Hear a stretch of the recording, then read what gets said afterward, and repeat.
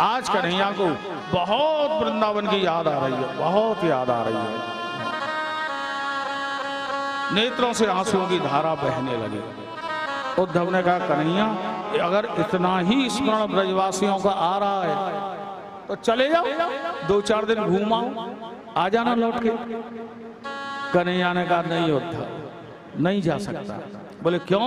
बोले श्रीधाम वृंदावन में बिना राधा रानी की कृपा से प्रवेश भी नहीं मिला करता। मुझसे मेरी राधा रानी रूठ गई हैं, इसलिए मुझे वृंदावन में प्रवेश नहीं मिल सकता।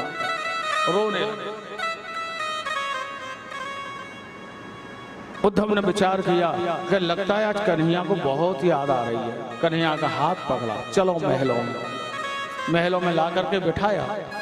रसोई में मैया देवकी भोजन बना रही है। देवकी के पास गए उद्धव, मैया एक काम कर, आज कोई ऐसी चीज बनाओ भोजन में जो कन्हैया को बहुत अच्छी लगती हो। बोले क्यों? बोले इसे वृंदावन की बहुत याद आ रही है, आज ब्रजवासियों की याद आ रही है। कुछ ऐसा बनाओ कि उसे खा करके ये भूल जाए वृंदावन को। मैया ने विचार किया।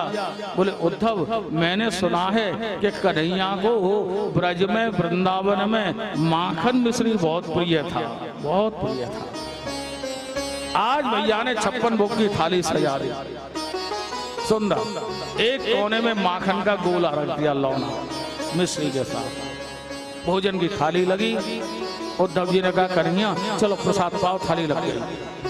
गोविंद अनमने भाव से आए और जैसे ही आसन पर बैठे और दृष्टि पड़ी उस थाली के ऊपर, भोजन की थाली के ऊपर, तत्काल कन्हैया उठ करके खड़े हो गए और झरोखे में जाके वृंदावन की ओर नेत्र करके गोविंद आंसू प्रवाहित करने लगे, रोने लगे।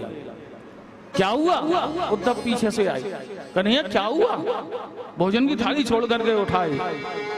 कन्हैया ने रोते रोते कहा उद्धव मैया यशोदा से कह देना कि आज के बाद कभी मेरी थाली में माखन न परोसा जाए। क्यों?